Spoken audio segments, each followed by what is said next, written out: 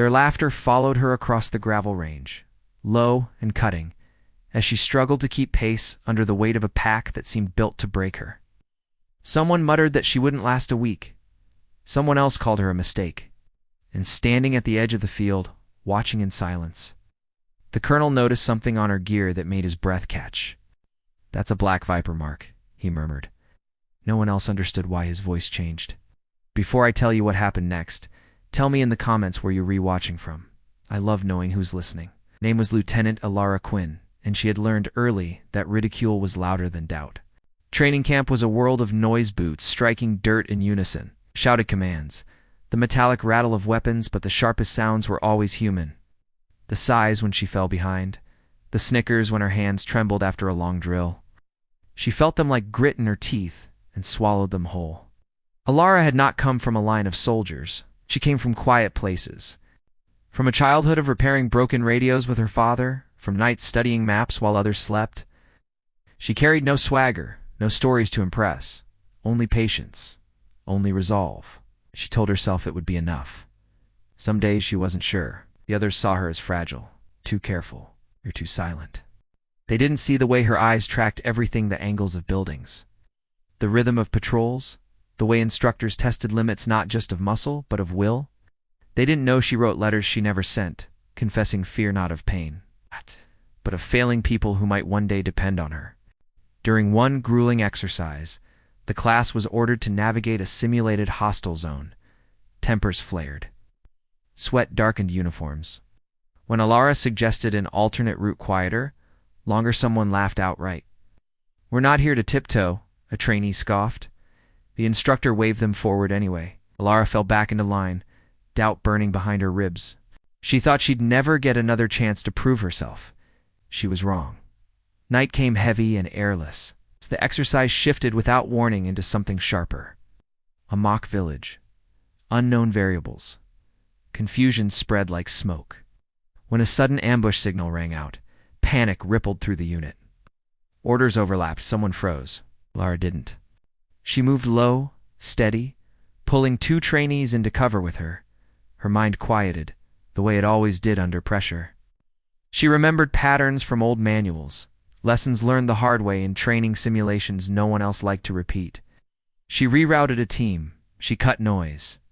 She saw the trap before it closed. On the observation ridge, the colonel leaned forward. He noticed the small, worn symbol stitched inside Alara's sling-a-coiled viper, blacked out almost to invisibility. An old mark. One few remembered. Few were still carried. "That's a black viper mark," he said again, barely audible. The instructors turned to him, confused. The Black Vipers were a unit dissolved years ago, specialists in infiltration and intelligence, known less for force than foresight. Their creed was simple: survive so others don't have to. The exercise ended in stunned quiet. Lara stood breathing hard, dust streaking her face. Round her murmurs rose, surprise replacing mockery, curiosity edging out contempt. No applause yet, just stillness. Later, during debrief, the colonel asked her where she learned to think that way. "My father," she said softly. "He taught me to listen before acting." The room shifted. Respect, fragile but real, began to form. Weeks passed. Training intensified. Alara was tested harder than before, not out of cruelty, but scrutiny. She failed sometimes. She learned every time. The mocking faded, replaced by glances that lingered, by quiet requests for her opinion. Then came the real mission. It wasn't announced with fanfare, just a briefing room, dim lights, and the weight of consequence settling on every shoulder. A reconnaissance operation. High risk, minimal margin for error. Alara felt the old fear rise, not of danger, but of choice. One wrong call could cost lives. As they moved through hostile terrain, her senses sharpened. Wind carried unfamiliar sounds. The night pressed close. When they reached a critical junction, the team hesitated. The obvious path was faster, also deadly. Alara spoke up. "If we go that way," she said, voice steady, despite her racing heart, "we won't come back." Silence stretched. Then the colonel nodded. They followed her route. The ambush never came. The intel was secured. It returned with everyone alive. Back at base, exhaustion gave way to something gentler. A hand clapped her shoulder. Someone said thank you. It wasn't loud. It was enough. The colonel found her alone later, staring at the horizon as dawn broke gold across the land. You know what that mark means? He said. She nodded. It means you're trusted to choose restraint. He smiled just once. It means you belong.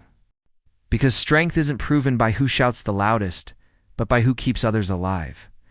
And as the sun climbed, Ilara thought back to the laughter on that first day. How small it sounded now, carried away by the same wind that had once pressed doubt into her chest.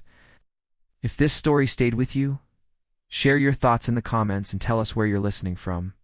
Subscribe to Whispered Words for more stories of quiet courage and unseen strength, because sometimes the most powerful marks are the ones almost no one notices.